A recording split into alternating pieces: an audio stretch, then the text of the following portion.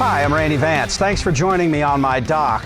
I'm here today to give this boat a thorough once-over, clean it up and get some of the stink out from a long weekend of fishing. Fish guts, bait, things like that, and those smells need to go away. I want to have a little spit polish on it. Now, you've probably got your own boat washing regime, but I'm going to show you a few tricks that I use that I think save time and help you do a more thorough job.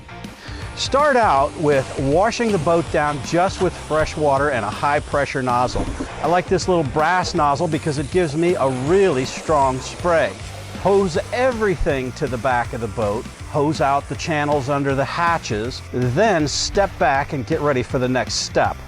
Now the next thing I'm going to do is shampoo the boat. I'm going to use a boat wash. I mix 50% boat soap and 50% water in an industrial spray bottle, and I spray that on the boat and work it in with a soft bristle brush. Now, if I'm going to use a bucket and soap, I'm going to use a bucket like this one. This is from XPS. It's a BRP product, the people that make Sea-Doo. It has this screen in the bottom, and what that does is it lets all the grit and grime from your brush or your sponge go to the bottom so you don't scoop it back up and rub it on the boat. Now, when you get to the helm, I like to use a spray detailer. This is Lucas Slick Mist Speed Wax. It's worked really well.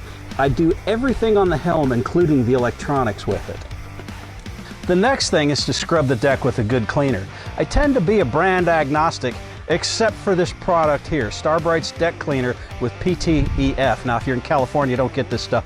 It'll kill you people. But for the rest of the country, it leaves a nice finish on your boat that resists dirt. Spray it on, scrub it in, and then let it dry. What you have afterwards is a finish that will repel stains, make it easier to clean up after the next bloodbath on the water. Well, that's the way I do it. You probably have some of your own techniques, and I'd love to get an email from you or a comment here below the video letting me know what you think of this process or tipping me off to yours. One thing I know, when you get all done, you're going to want to have a cold drink, and well, this might be iced tea. Thanks for joining me on my dock. I'm Randy Vance.